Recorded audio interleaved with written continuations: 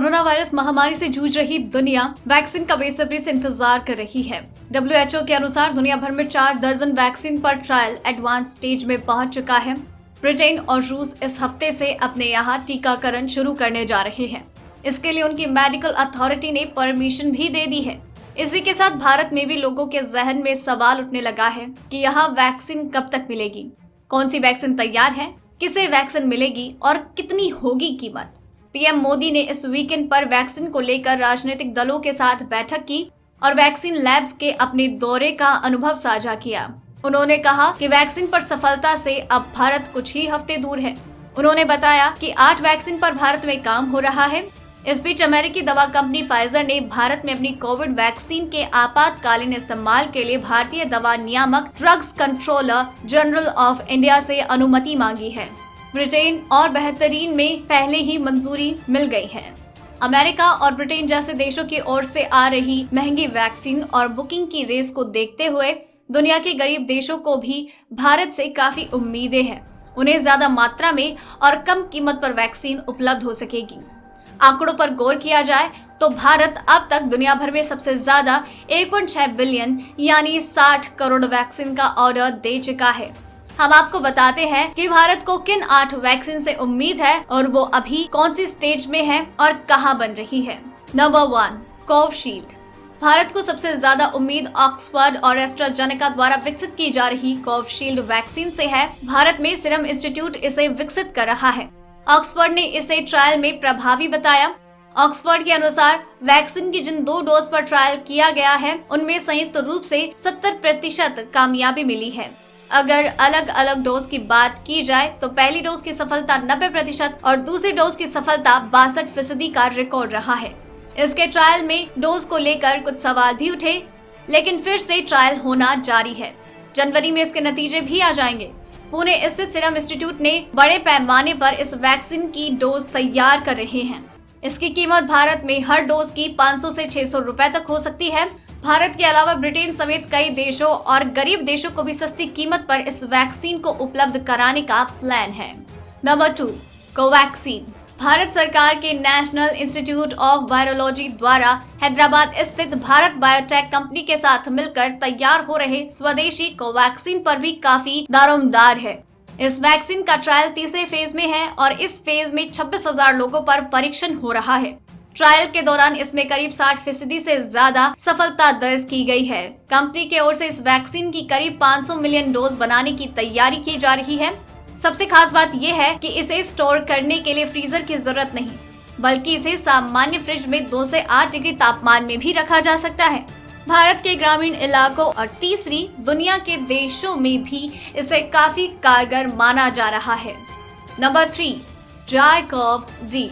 अहमदाबाद स्थित जायडस कैडिला की लैब में तैयार जायकोव-डी वैक्सीन भारत की ऐसी तीसरी वैक्सीन है जिसे तीसरे फेज के ट्रायल की अनुमति मिल गई है।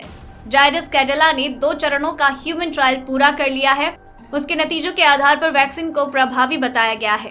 कंपनी के अनुसार लोगों को इस वैक्सीन की एक ही खुराक दी जाएगी। जायडस कैडिला के चेयरमैन पंकज पटेल के अनुसार अभी लक्ष्य मार्च 2021 तक वैक्सीन का ट्रायल पूरा करने का है। इसके बाद उनकी कंपनी 1 साल में 100 मिलियन खुराक का ज्यादा उत्पादन कर पाएगी।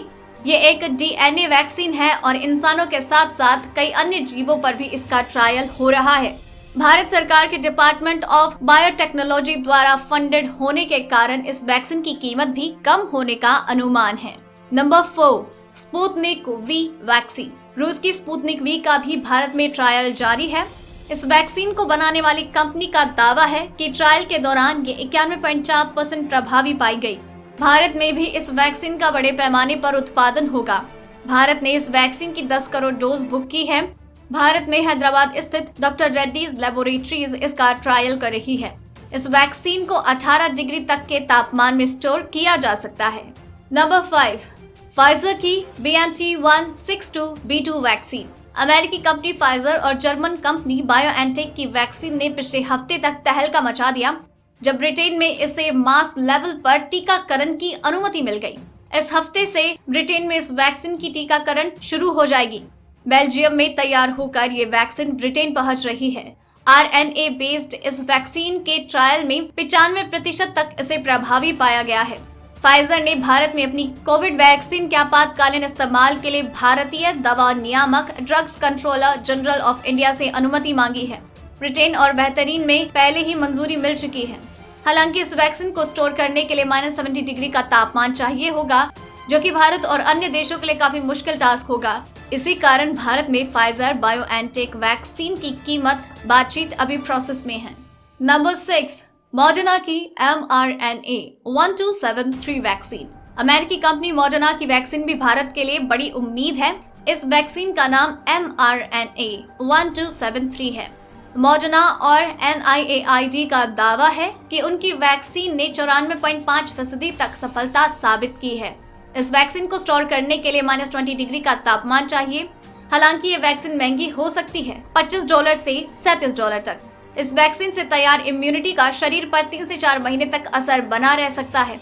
कोरोना वैक्सीन को सस्ते में दुनिया भर में मुहैया कराने के लिए शुरू WHO की कोवैक्स परियोजना के तहत ये वैक्सीन भारत आ सकती है। नंबर 7, बायोलॉजिकल ई की AD26CoV2S वैक्सीन। हैदराबाद की कंपनी बायोलॉजिकल ई लिमिटेड ने जॉनसन एंड जॉनसन कंपनी के साथ इस वैक्सीन को विकसित करने के लिए समझौता किया है। यह सिंगल डोज वैक्सीन है। इस वैक्सीन के फेज 1 और फेज 2 का ट्रायल हो रहा है। फेज 1 में डोज को लेकर और फेज 2 में इसके प्रभाव को लेकर क्लिनिकल ट्रायल जारी है। नंबर 8, जेनोवा बायोफार्मास्यूटिकल्स की वैक्सीन। पुणे स्थित जेनोवा बायोफार्मास्यूटिकल द्वारा तैयार की जा रही RNA बेस्ड वैक्सीन से भी भारत को काफी उम्मीदें हैं। इस वैक्सीन को 2 से 8 डिग्री सेल्सियस तापमान में स्टोर किया जा सकता है। अगर आपको ये रिपोर्ट पसंद आई तो इसे लाइक और शेयर करें। साथ ही अपने व्यूज हमें कमेंट करके जरूर बताएं। सब्सक्राइब करें हमारा चैनल ऐसी ही लेटेस्ट और इंटरेस्टिंग न्यूज के लिए।